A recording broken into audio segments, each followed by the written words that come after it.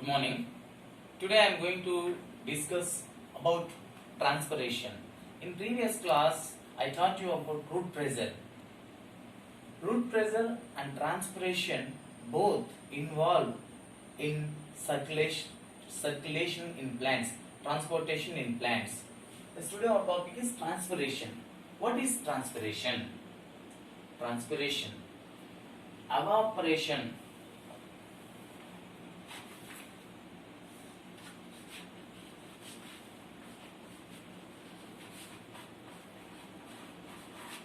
evaporation.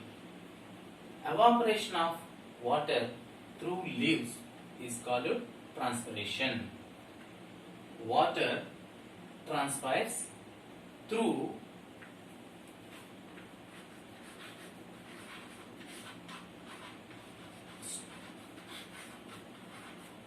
stomata of the leaves and also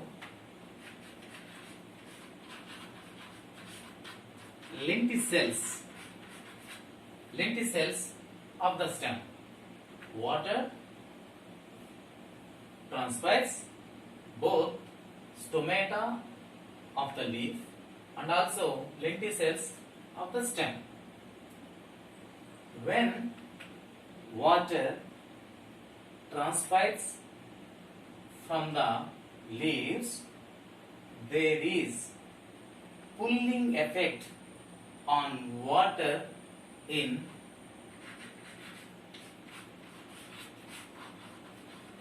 xylem vessels. When water transpires from leaves or through leaves, there is a pulling effect on water in the xylem vessels. The xylem vessels at the top end of xylem vessels, are surrounded by mesophyll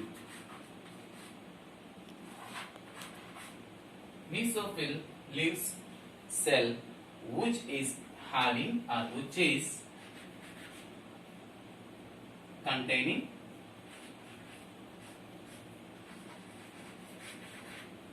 cell sap, as because the water from xylem vessels continues to move to mesophyll cell and from it enters to atmosphere. It is the process water moves from xylem vessels to atmosphere. What is the difference between root pressure and transpiration? Root pressure, yes, it pushes the water upwards, and transpiration pulls the water. Pushing water by root pressure, pulling water through transpiration. Both process involves in transport in plants. Is there any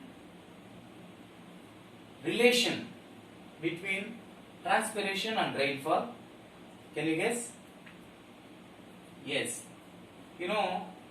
When water evaporates from lakes, tanks, oceans, rivers, yes, water evaporates, and finally when it is a cool breeze, yes, again we can get rain from clouds.